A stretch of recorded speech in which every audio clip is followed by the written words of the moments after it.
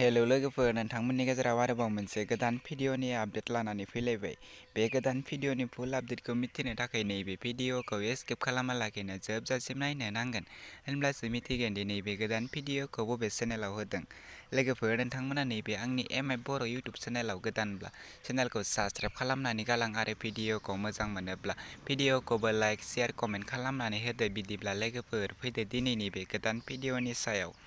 दिनैनि बे गोदान भिडिअनि आपडेटनि टाइटेलानो जादों उनलद जाबाय। बियो मोनसे गोदान मिउजिक भिडिअ आरो नैबे गोदान मिउजिक भिडिअखौ बिथांमोना फुलै आपल'ड खालामनानै गालांबाय।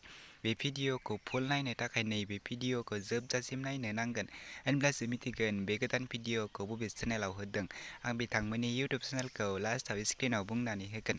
लोगोफोर, भिडिअखौ लाइक, शेयार, कमेन्ट खालामनानै गालां। नैबे भिडिअनि कास्ट महरै दङ सागर आरो रंजाली। नैबे मिउजिक भिडिअआ जोबोरैनो मोजां जादों।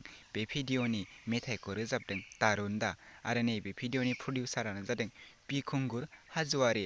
लोगोफोर, बे भिडिअनि कनसेप्ट, करिय'ग्राफि, डिरेक्सन, केमेरा एडिटिंआनो जादों पाटेरसन ब्रह्म।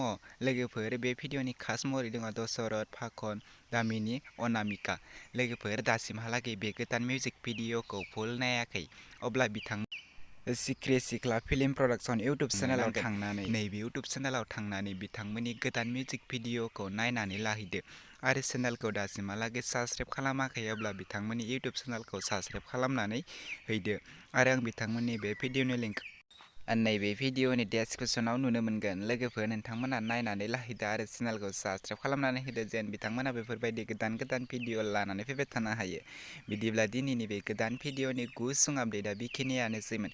आंनि चेनेलाव गोदानब्ला चेनेलखौ साबस्क्राइब खालामनानै गालां आरो भिडिअखौ मोजां मोनोब्ला भिडिअखौ लाइक, शेयार, कमेन्ट खालामनानै होदो। बिदिब्ला लोगोफोर, नेक्स्ट भिडिअनि आपडेटखौ नोंथांमोननि गेजेराव थाबैनो लानानै फैफिननो नाजागोन।